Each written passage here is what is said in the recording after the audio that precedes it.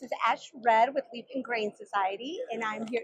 Michael, you go by Michael? I do usually. Okay. I've been called many things though. But But Michael's good. Michael's one of the better ones. Yeah. Michael's one of the good ones because, like my son his name is Michael. Yeah. But he didn't like it, so he wanted to go by his middle name, Alexander. Oh, that's a strong name. Yes. Some would say a great name. Yes, Yeah. I think I did well with his name. So I came by. Your booth is absolutely beautiful. Thank you very love much. it. Thank you. And it's got a history behind it. Yes. And then also I read about your history with cigars, and it's fabulous. It is it is just like one of those things. So first I want you to kind of tell us about your cigars. And I know that y'all started off online and then now you're venturing into brick and mortar. Yes. So let's get into that and talk about that. Sure. Well, we're sitting on the Mayflower ship, fitting for Mayflower Cigars. Yes. I founded Mayflower about 1.5 years ago, Mm-hmm. and as you say, we started online. In a way, we kind of did it backwards, I guess, as Mm-hmm. most cigar companies would, because I have a show at the Daily Wire called the Michael Knowles Show, and we have a nice big platform, a lot of great listeners, and cigars have been a big part of the show from the beginning. And cigars have been a big part of my life since I was 15. I had my first cigar.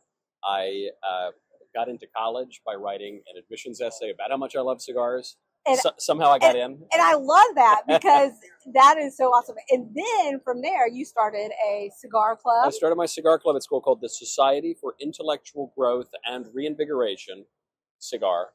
And it was a way to get the school to fund my cigars. Because I didn't, I was a college kid, I didn't have money. Yeah. And so they funded my cigars, wrote a cigar column there. And I ended up even getting my show at the Daily Wire in large part because of a cigar column that I wrote, an unsolicited cigar column. Cool. They didn't even publish it, but they said, oh, the kid's got something to say. Yeah. So early on, I said, I'd love to do a cigar company at some point. I've had this idea in my head of Mayflower Cigars for years and years because though I look very Italian on my mother's side, on my father's side, the family came over on the Mayflower. So 6 of my ancestors were on the Mayflower. Wow, see, that's really impressive. Oh, well, not very many people can say my family came over on the Mayflower. Well, in part, I think it's because no one ever. Feel free to walk right through my shotgun. That's totally fine. In part, it's because not a lot of people look it up. But I bet I have a lot more cousins wandering around out there than they would know.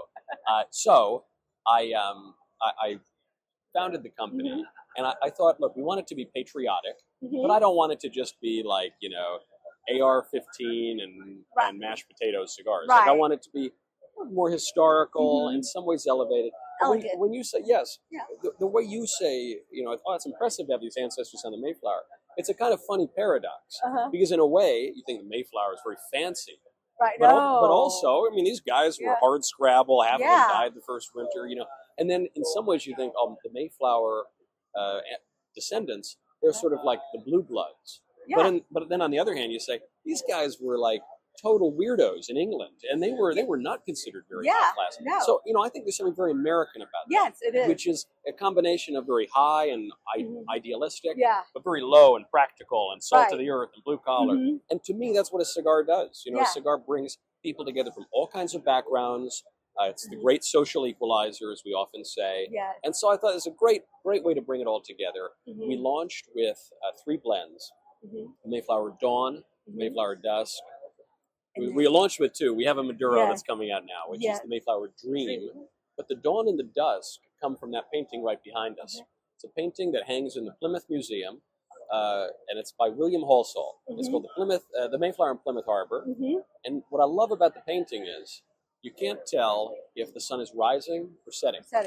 Is the sun rising on America or setting on America? You don't know. Yeah. So I think that a lot of people feel that way, sometimes in their country. Yes. And so we launched there. Then, of course, there's another time of day. That's the dream. That's nighttime. Yes. So that's our Maduro offering. So the Dawn, to get your brass tacks, is a Connecticut wrapper, Ecuador, Connecticut wrapper, Cameroon binder, Nicaraguan filler. The Dusk is a Habano wrapper, a Sumatra binder, Nicaraguan filler.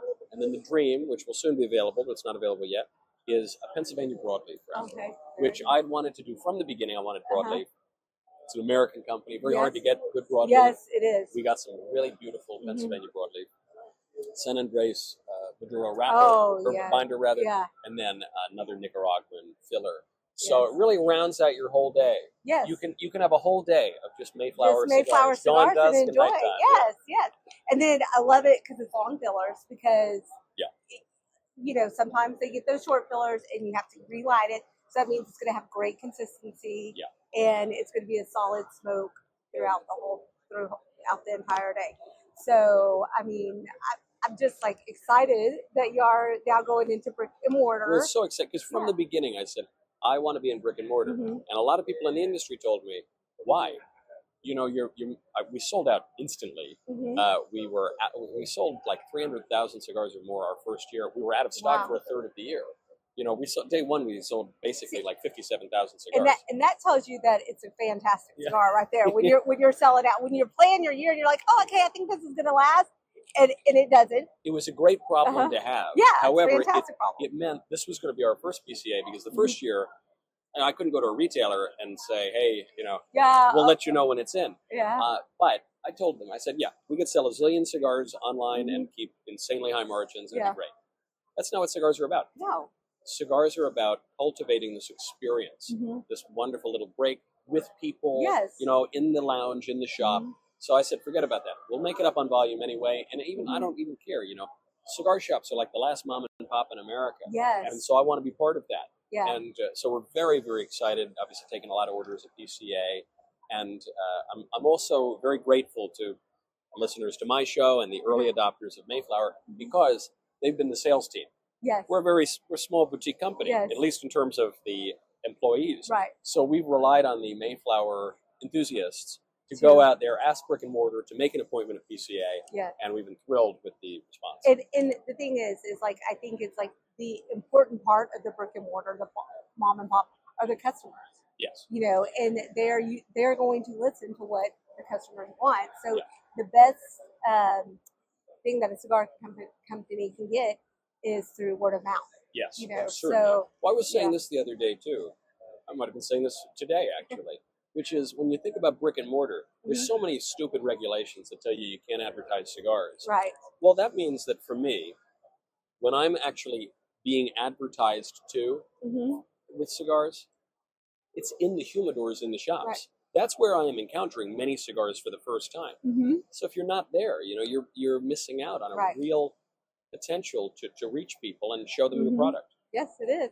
So thank you so much. I'm excited to try these. Very excited. And also looking forward to the Dream that's coming out. And I love how you went with the D's. The D's. Yes, the D's. The time of day I said I can't, you can't do dawn, dusk, and middle of the night. That doesn't it's dawn, dusk, and dream. And really I would say this is a great breakfast cigar. Some people love Connecticut's all day. To me, it's perfect. It's got a little more body than a lot of Connecticut's do. The dusk, I just love. To me, the dusk is a steak dinner. And the Dream, if you like Maduro, I think especially because of that San Andres Maduro binder. San Andres is phenomenal. It's phenomenal. It really gives you, to me, that the Mayflower Dream is like the chocolate before bed. You know, it's just a little touch of, the notes that I got out of it are cardamom, chicory. We're here in New Orleans, chicory. And I would say a little touch of caramel.